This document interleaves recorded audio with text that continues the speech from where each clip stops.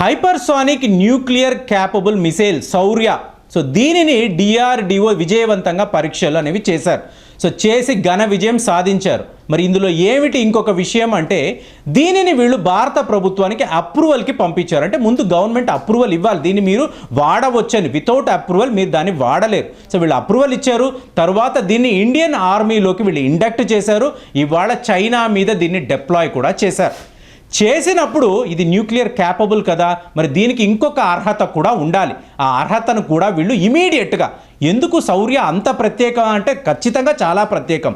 Nuclear command authority అని చెప్పేసి ఒక విభాగం. సో దీనికి అధ్యక్షుడు ఎవరు అంటే, దీని నేతృత్వం ఎవరు వహిస్తారంటే ఏకంగా ఈ దేశం యొక్క ప్రధానమంత్రి, అంటే ఇప్పుడు నరేంద్ర మోదీ గారు ఉన్నారు చూసారా, ఆయన అథారిటీలోనే ఈ శౌర్య అనే మిజైల్ని వీళ్ళు అప్రూవల్ ఇచ్చారు, ఇండక్ట్ చేశారు. ఇప్పుడు ఇది ఆయన పర్యవేక్షణలోనే ఉంటుంది. అంటే దీనిని వాడవచ్చని చెప్పి ఆయన డైరెక్ట్గా కూడా ఇండియన్ ఆర్మీకి ఆయన ఆర్డర్స్ అనేవి ఇవ్వవచ్చు. ఇది ఇందులో చాలా ముఖ్యమైన విషయం. ఎందుకంటే శౌర్య మొన్నే పరీక్షలను పాస్ అయ్యింది.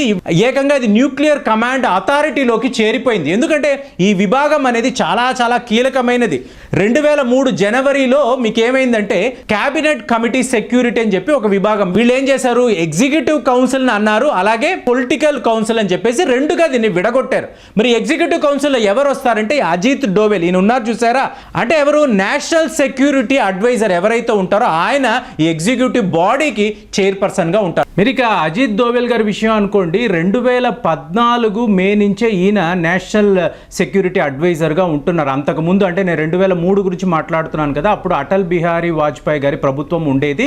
అప్పుడు బ్రిజేష్ మిశ్రా అని చెప్పేసి ఈయన 1998 నుంచి 2004 వరకు ఈయన నేషనల్ సెక్యూరిటీ అడ్వైజర్గా ఉండేవారు. ఆయన తరువాత మళ్ళీ చాలామంది వచ్చారు. 2014 నుంచే మీకు అజిత్ డోవెల్ గారిని, అంటే ఈయన నరేంద్ర మోదీ గారికి అత్యంత సన్నిహితుడు, చాలా చాలా పాకిస్తాన్లో ఆఫ్ఘనిస్తాన్లో ఈయన మారు వేషాలు వేసుకొని మరి ఎన్నో ఇంటెలిజెన్స్ ఆపరేషన్స్ అనేవి ఈయన చేయగలిగిన ఒక సత్తా కలిగిన ఒక అధికారి. కాబట్టి ఈయనకి నేషనల్ సెక్యూరిటీ అడ్వైజర్గా పదవి అనేది ఇవ్వడం జరిగింది. మరి ఇంకొక వ్యక్తి పొలిటికల్ కౌన్సిల్కి ఎవరు అంటే ప్రధానమంత్రి, ఈయనే దీని చైర్పర్సన్. సో ఈయన పర్యవేక్షణలోనే మీకు భారతదేశానికి చెందిన ఈ న్యూక్లియర్ ఆయుధాలు అనండి, బాంబులు అనండి, మెటీరియల్ మన దగ్గర 500 కిలోగ్రాముల ప్లూటోనియం అనేది ఉందని ముందే చెప్పుకున్నాం. సో ఇవన్నీ కూడా ఎవరి పర్యవేక్షణలోకి వస్తుందంటే భారతదేశ ప్రధానమంత్రి నరేంద్ర మోదీ పర్యవేక్షణలో. సో ఇప్పుడు ఈయన పర్యవేక్షణలోనే ఈ న్యూక్లియర్ కమాండ్ అథారిటీ అనేది ఉంది.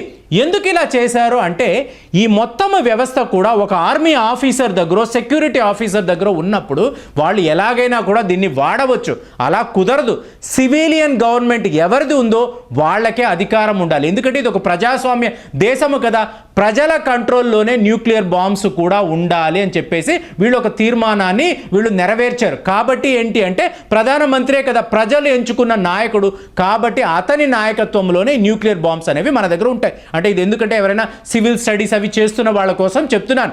అదే మీరు అమెరికా తీసుకున్నారనుకోండి, అమెరికా అధ్యక్షుడు ఎవరు ఉన్నారో ఆయన ట్రై సర్వీసెస్ కూడా చీఫ్ కమాండర్, అంటే మొత్తము army, navy, air force, total military operations అనేవి ఆయన కంట్రోల్లోనే ఉంటుంది. న్యూక్లియర్ ఆయుధాలని వాడాలా వాడకూడదని నిర్ణయించే అధికారము కూడా అమెరికా అధ్యక్షుడికే ఉంటుంది. ఇవాళ అందరూ అంటున్నారు డొనాల్డ్ ట్రంప్ గారికే కోవిడ్ వచ్చింది కదండి అంటే, వస్తే ఇప్పుడు ఏంటంటే పెద్ద విషయం అంటే అమెరికా అనేది ఒక అగ్రరాజ్యము, ఆ రాజ్యాన్ని పాలిస్తున్న వ్యక్తి ఇతను. అంటే ప్రపంచంలో అత్యంత శక్తివంతమైన పర్సన్ ఎవరు అంటే డొనాల్డ్ ట్రంప్, అమెరికా అధ్యక్షుడు.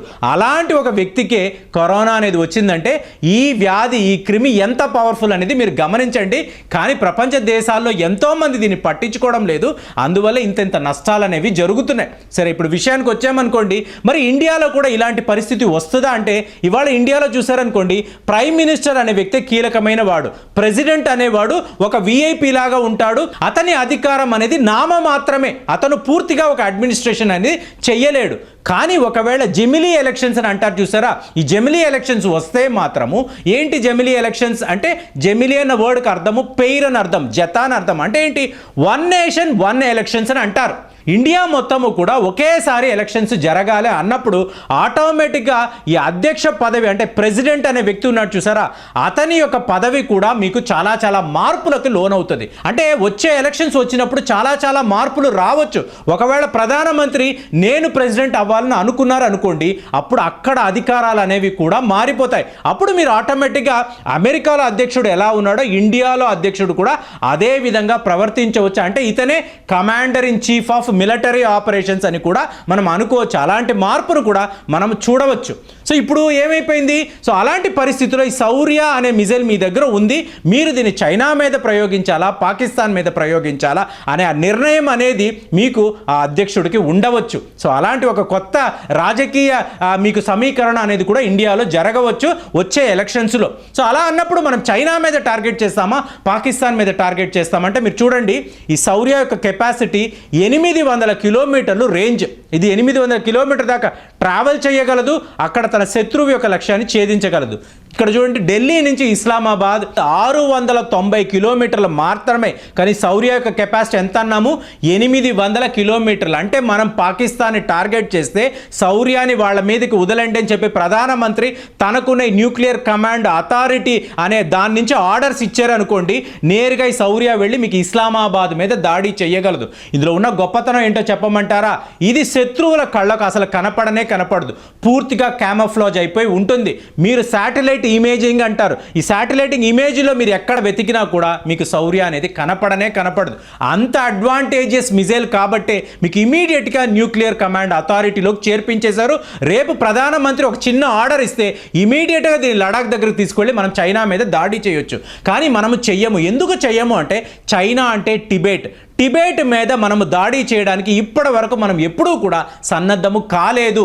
టిబెట్ అనేది మన మిత్ర దేశము, అక్కడ నివసిస్తున్న ప్రజలందరూ కూడా మనకు శిష్యులు లాంటి వాళ్ళు. ఎందుకంటే దలాయి లామాకు చెందిన ప్రజలే వాళ్ళు. కాబట్టి దలాయి లామాకు మనం ఇక్కడ ధర్మశాలలో అతనికి ఒక ఆశ్రమం కట్టించాము, అతనికి ఆశ్రయం ఇచ్చాము, 1,00,000 మందిని మనం ఇక్కడ ఉంచాం. ఏంటి టిబెటియన్ వాసులను ఇక్కడికి తీసుకొచ్చి మీరు ఇక్కడ ఉండండి అని వాళ్ళకి పునరావాసం అనేది కల్పించాం. సో అలాగా టిబెట్ అనేది మనకి ఆప్తమిత్రుడు. అలాంటి ఒక దేశం మీద మనం ఎట్టి పరిస్థితుల్లో కూడా దాడి చేయము. కాబట్టి చైనాతో యుద్ధం వచ్చినప్పుడు శౌర్య అనే దాన్ని మనము వాడలేము. కానీ పాకిస్తాన్తో యుద్ధం వస్తే అంటే 2 ఫ్రంట్ వార్ఫేర్ వచ్చిందనుకోండి, పాకిస్తాన్ కోసం శౌర్యాన్ని మనం సిద్ధం చేస్తాము, చైనా కోసం అగ్ని 3 అగ్ని 4ని మనం వాడతాము, వాళ్ళ మీద దాడి చేస్తాము.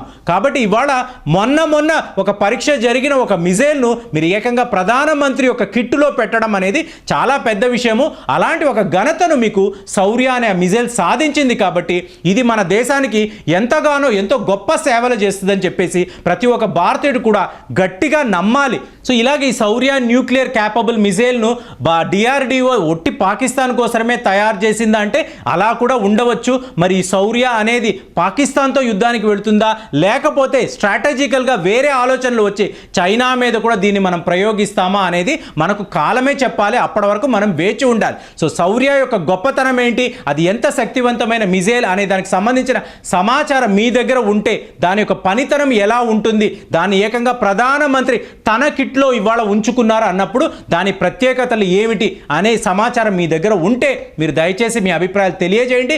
కామెంట్ సెక్షన్లో దీనికి సంబంధించిన ఇంకా కూడా ఇన్ఫర్మేషన్ ఉంటే పెట్టండి. మనం అందరం కూడా కలిసికట్టుగా తెలుసుకుందాం.